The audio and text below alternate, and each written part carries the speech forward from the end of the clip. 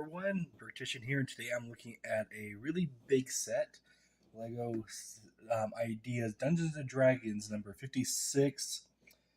Um, I believe, I can't remember the full name, but that full name is not on the box, surprisingly enough, and I'm actually looking at it here.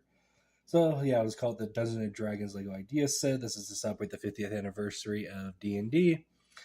And I think it's called like the Red Dragon's Tale, to be honest. This set has number 21348. It has 3,745 pieces. And one little bit of, I guess, to go over real quickly is that I have a little bit of a cold right now, so that's why I sound a little bit off, but I wanted to get this video done. Again, get out there quickly and try to capitalize on the set being shiny and new. So, with that said, let's get into it. So first off here, let's just show an overview of the set, because I can't get this all in one frame. I even had to extend my usual backdrop up quite a ways to basically try to keep everything white in the back and kind of try to, in the void, I try to give the illusion of. So there's a lot of customizations when it comes to this set, and I guess we'll first start off with our party. So over here on the far left, I have the the that's weird. Why is that cut? The orc rogue. Now this figure, I like the blue with him. I like the crossbow. I like the orc face if my camera would focus. Does actually not have an alternative face, weirdly enough. But this character does have an alternative head. There we go. Now you have a female orc. If the camera will focus for me. There we go. So you do have the options. It's very subtle. It's mostly just in the eyes. But you get two heads, so you can use that extra head somewhere else if you want. So you do have quite a bit of customization here. Next up, we have the gnome fighter. I have the female one currently. And we do have a male head as an alternative. Kind of flipping that around. Good to get this pointy piece back, and yeah, the alternative face. And let's take the head off so you can see the background printing and a little bit more of the front printing. And the shield with the sword. This character also has optional weapons. Actually, the rogue did too. The rogue has a pair of daggers instead of the crossbow. And the gnome actually has a bigger sword. So this is the two-handed versus the one-handed. Next up here, we have the elf wizard. Spellbook and arcane focus right here. The book does open up and you have some pages in there. And you actually have some alternative pages as well to go into that book. And there's other copies of it too, so as you write down, you can award it to the players without having to take out the set. And as I actually have the elf currently female. As you can see once my camera chooses to focus. There we go. I do have an alternative face, and we also have the male option. Come on. There we go. Then the last member of the party is our dwarven cleric here. I really like how this guy looks. Good to get that hairpiece again. This character does, let's see, there's his full face printing. Once I take the beard off. And he does have an alternative face, but mostly you can see the eyes behind the beard. But this character has a lot more than just an alternative head to get the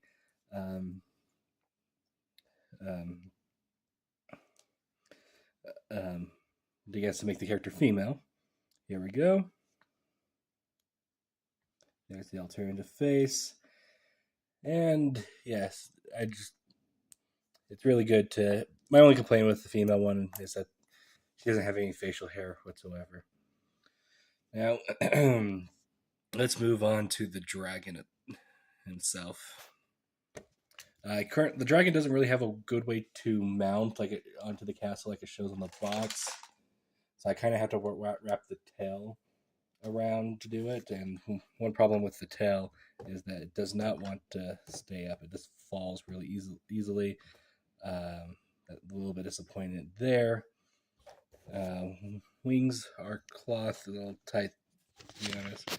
Getting some good detail. It has some printed eyes that are really well hidden. The jaw pops off easily because it's only kind of like connection. And it is the same on both sides. We put the jaw back. So yeah, the jaw's back on.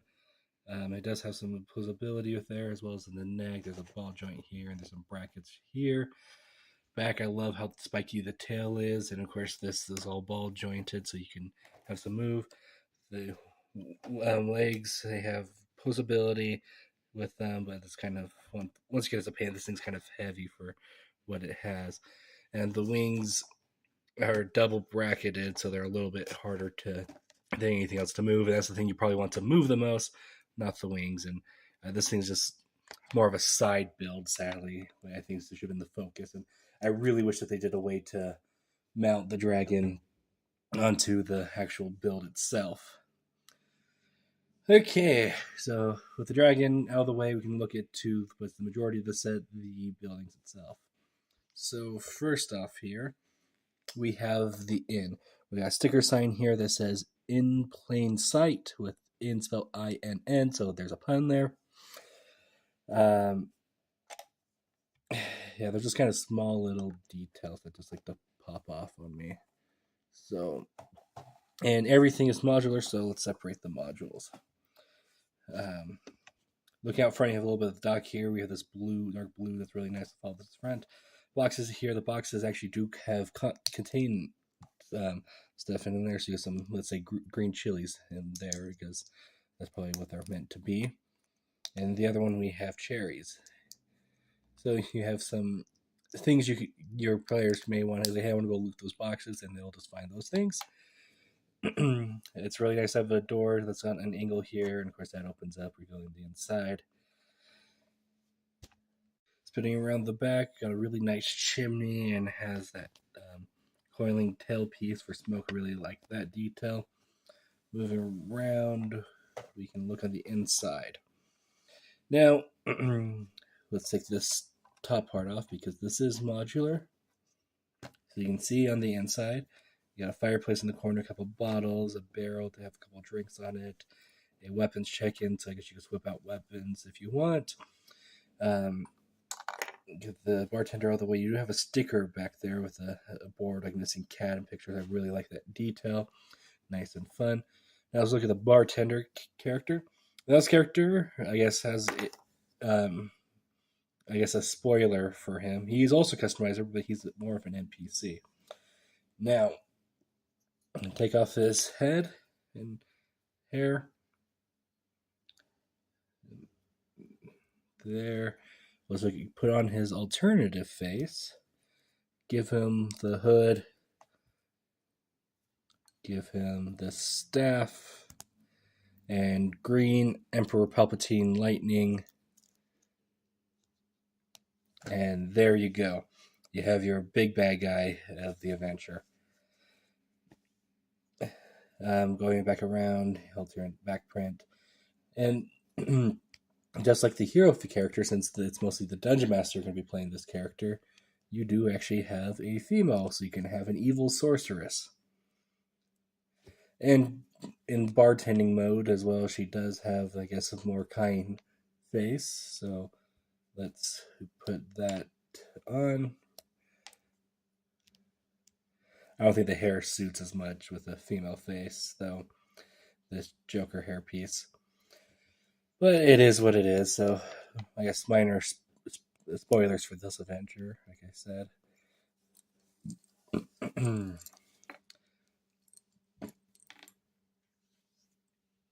Okay. Now let's get to the second floor. Actually, let me just have it down here. And Yeah, things are just going to be constantly popping. There's a lot of details and things you're supposed to be moving around.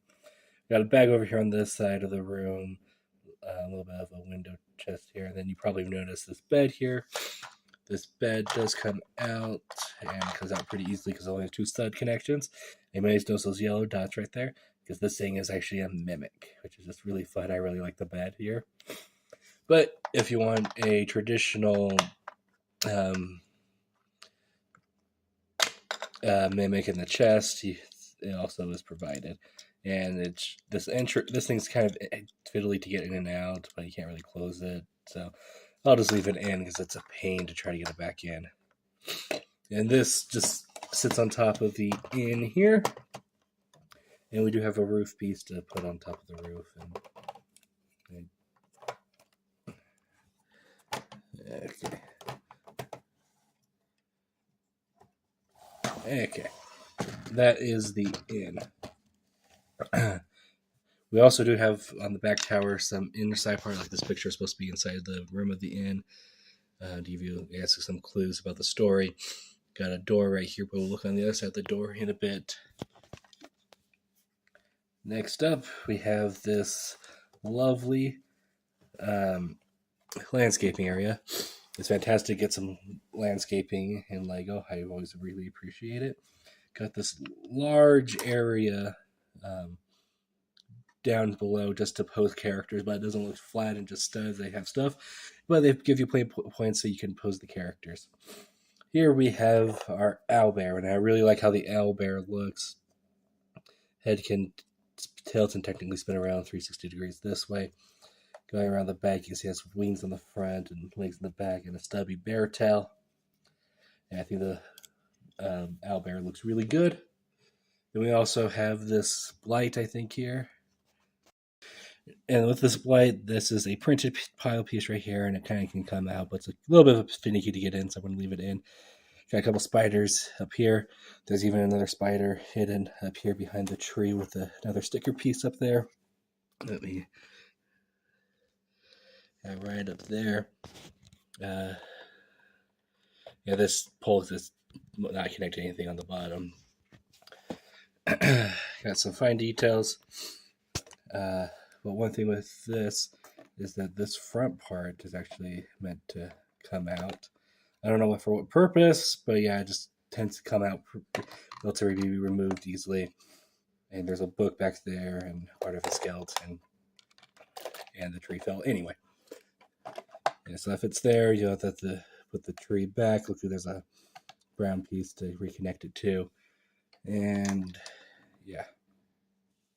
Going around the side over here, you actually have a couple of tentacles or something weird coming out of the water, weirdly enough. I don't quite know what that's supposed to represent. I haven't read the adventure all the way through yet, because I just wanted to review just a set. And back here we have a secret door. So that's pretty fun. Going around back, we have another door with another character in there. Let me try to get this character. This is a dungeon that I guess the character's imprisoned in. You can see there's a chain back there and a bucket. Now this is our Dragonborn character in green. Really good printing. I really like this character overall. I'm a little disappointed it's not an adventurer character, but it works. I really do like this figure. And yeah, this top part doesn't come off weirdly enough. There. Going in on the surface level first, we got a beholder shield right there, a little campfire, a couple of myconoids, and both are exactly the same, so I'll just take one out to show you. Yeah, there we go. Kind of weird looking. I don't think the face is quite right with the printing. It uses those dream things, I guess. And then there is a vine over on this side that can be climbed up. And then I guess we'll go down deeper. So you can see the back part of the way I pulled out earlier. You got some black pudding here, bits of bone, There's actually a few weapons strewn about on the bottom, and we have our gelatinous cube, another iconic D&D monster. And they did I think it's actually really cool how they got the stuff inside the gelatinous cube, uh, some follow adventurer stuff. And with this one as well, you get a smaller gelatinous cube as well. So it's kind of neat. I kind of like to put one on top of the other, like it's its parent, but they're not that smart. Tilting back, you can see there's a lot more treasure in the back there, and some coins on the bottom. Moving up here, we have the Displacer Beast, which we'll look at in a second, but just um, top of a causeway, I guess, is what it would be called. And yeah, that's everything for that section. So let's look at the Beholder. Beholder, I don't know, this is kind of the one, or not the Beholder, a Displacer Beast. A little bit disappointed. I do like how they got the 6 legs. I think the head doesn't quite look right. It just, yeah, I don't know how to fix it though. But everything else I think is actually pretty good. I like the upper tentacles up here. Those are posable, can come out forward. A lot of posability with this thing. So that's fun. Now let's get up to the main tower. So you have this door in the back here. Going around, we have this large area of undead. But we have our Beholder, so let's look at that first, which looks pretty cool. Has adjustable jaw, nicely, has a clear stand. Going around the back, it's kind of flat back there, but it's fine. And got a bunch of eyes that are all posable, and you can get them to look different directions, and it's really cool. I really like how the Beholder is. I don't know how I feel about the kind of lavender with it. So, coming back, we have an undead skeleton army. Going through the 3, we have our knight skeleton. The one with a cape. I guess this is a magic item you can win from it. And then we have one with a green dagger and a ring of power. Nice to get this ring again. It's been such a long time since I got set with one. And we have an axe over here with a trap at this door. Got a spiral staircase going up, and below it looks like we have a mysterious book back here, as well as some otherworldly plants. And we go up the stairs, and we get to this upper part that also is modular. It can come off. So the staircase comes up right over here. However, with this key, there is a trap door that falls out underneath. So there you go. Got a dragon orb there, like the little shrine for it. Got another door up here.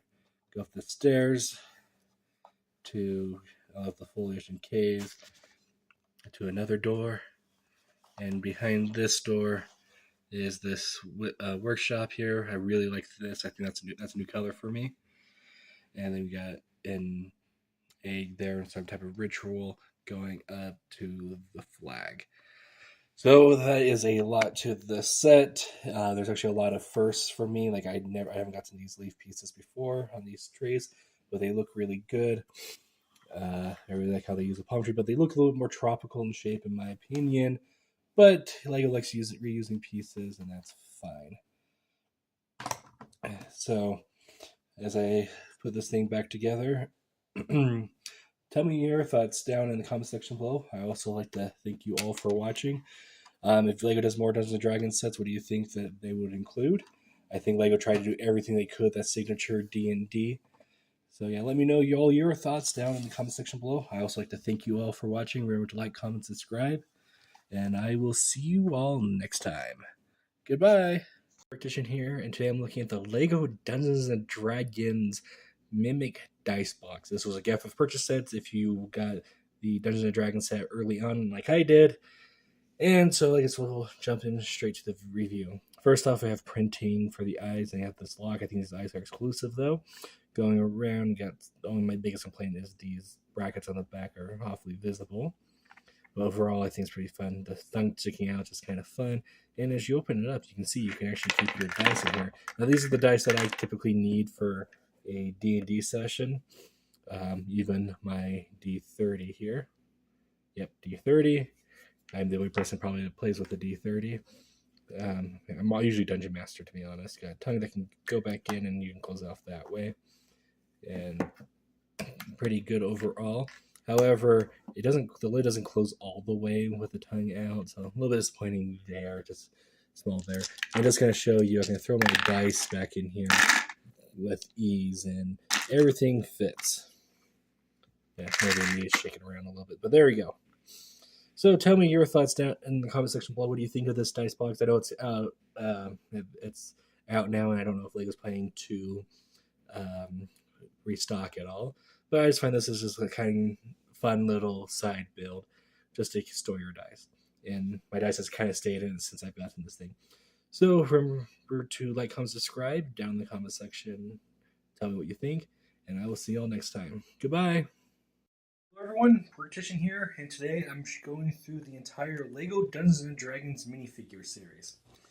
So I guess we'll get straight into it because we got several figures to go through and kind of a bit of doubles, to be honest.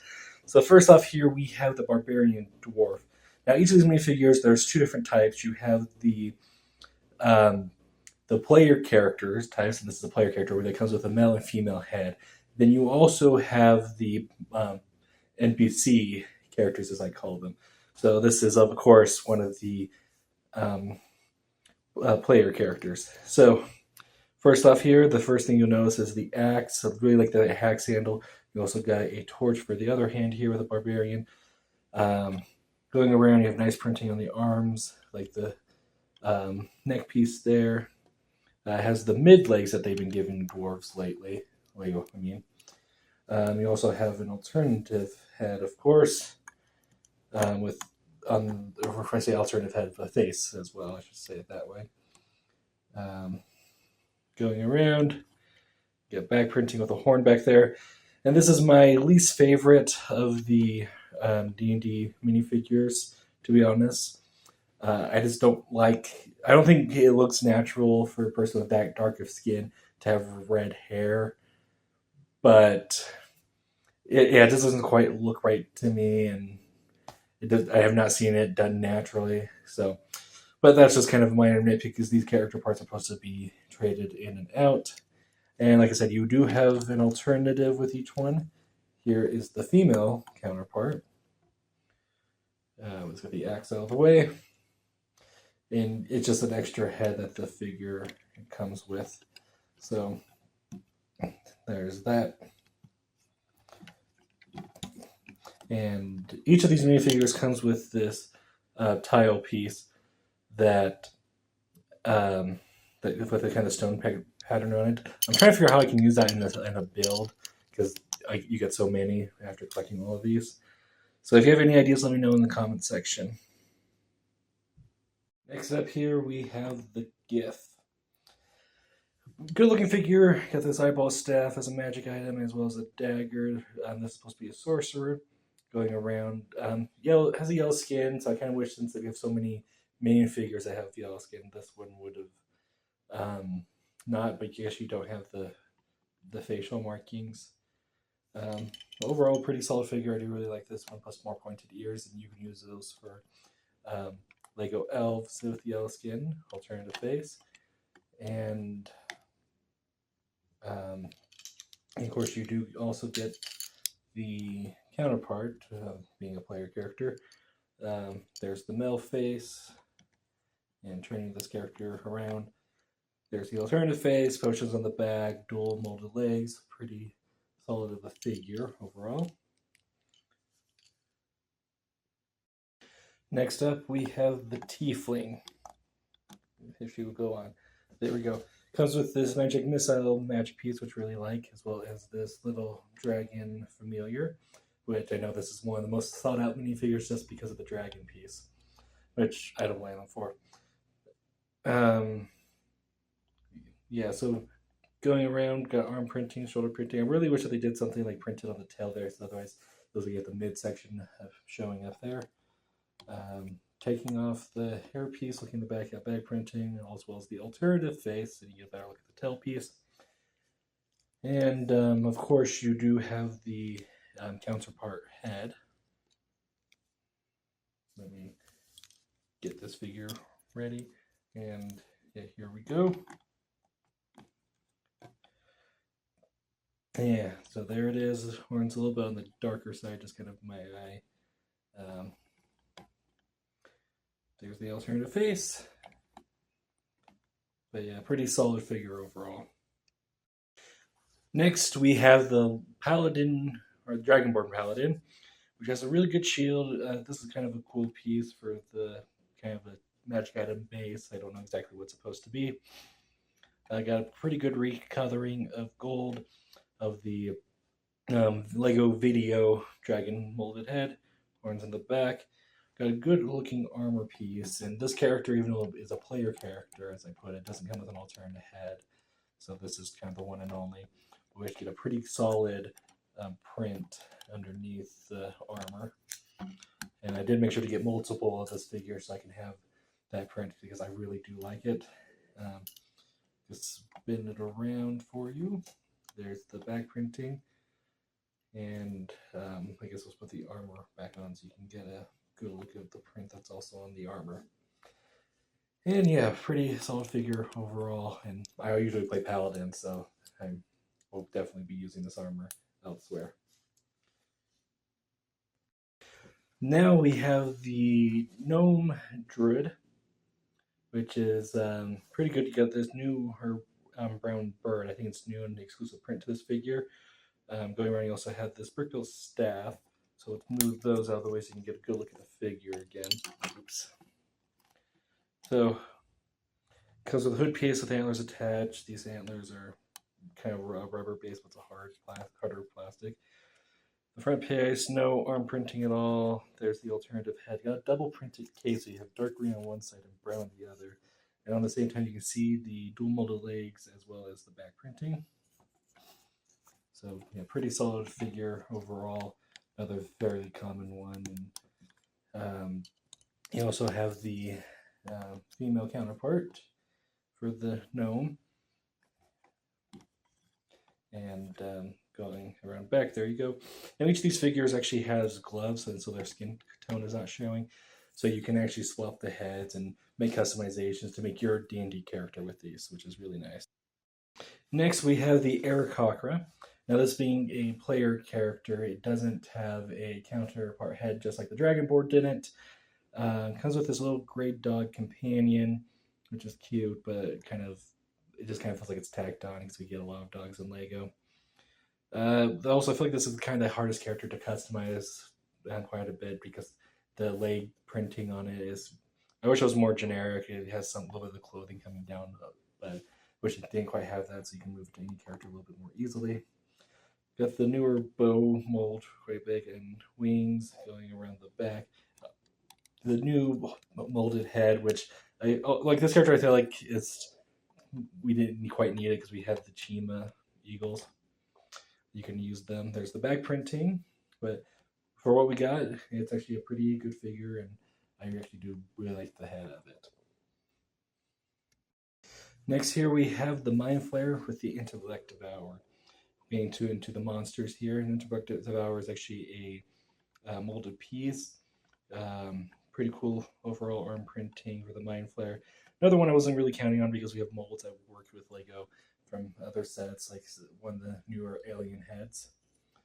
But if I grab a nearby minifigure that I have here, I just happen to have Harry nearby. We can put the Intellect Devourer on top of the head there so they could be eating Harry's brains, for example, which is pretty violent. I'm surprised Lego actually went and did it, to be honest. But yeah, pretty good set, especially or minifigure, especially with the specially molded head. Next up, we have Strawn von Zorovich. And now, pretty good character. This is probably one of the most iconic ones. He comes with a black rat as an accessory.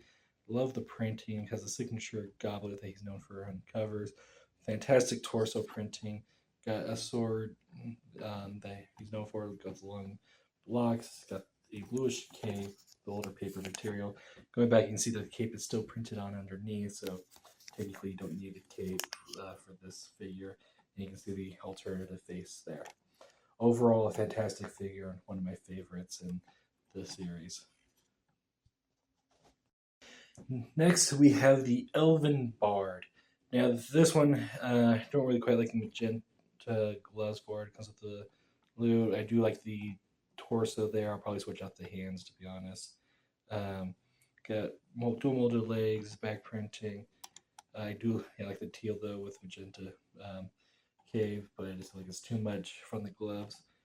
You can see the singing face there, as well as we turn back, you can see the alternative face.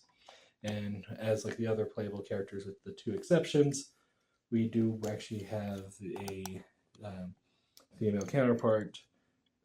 I do like her singing face, but I'm not a big fan so much of her normal face. But yep, so those are the elves. Next, we have the Lady of Pain. Now, she does come with a 2x2 round cylinder that she stands on. She's supposed to be floating, but that is too much for my camera, and I wanted to keep her more zoomed as you can see the detail of the minifigure, so I removed that. She comes with this box. I have not been able to figure out what it is, and I have asked my comment section about it, and nobody has been able to reply yet. So if you happen to know, please let everybody else know. Got the front of the orange lobes here, loving the reddish-orange cape, of course. How it just kind of flurs out like that. Really unique and weird for her. There is the back printing, of course, following the pattern on the front. Her helmet / mask. I kind of wish it was her. She just had a separate head. I just think that would have looked better because it looks kind of odd. Her face is too far forward on the Lego minifigure. And underneath, all she has is a black head. So a little bit disappointing there. There's just kind of certain things I wish it would improved upon. But it's a fine figure overall. Next up, we have Zaz Tam. Really solid figure overall. I'm just not the biggest fan of the Wizards of Thay, or the Red Wizards of Thay. We do get this really cool transparent red skull, also a fire piece. Basically, I kind of wish that we've gotten, what's his name? Vecna. I think Vecna would have been a better choice for it, because Vecna is such an icon of Dungeons and Dragons. Got the back printing there with the cape, with the collar in dark red, and the robes are fine, but yeah, I just don't care for this character too much. Let me know your thoughts. Then lastly, we have Tasha, as known by her spell, Tasha's Hideous Laughter. She has her spell book here with the Tasha's Hideous Laughter spell tile in there. It's pretty cool. Got her cauldron that she's also known by with a pink fire piece. That's not connected and it tends to fall out, but it's kind of cool to have the pink fire. Got her face with this witch's hat, which is a really good mold and like a dual printing on the arms, dual molded legs. And here is her alternative face. Pretty good figure overall. It's just I don't think Tasha is well known as much as like Warden Kanan or any of the other Gygaxian characters. So let me know your thoughts of these minifigures down in the comment section below. I also like to thank you all for watching. Remember to like, comment, subscribe, and I'll see you all next time. Goodbye.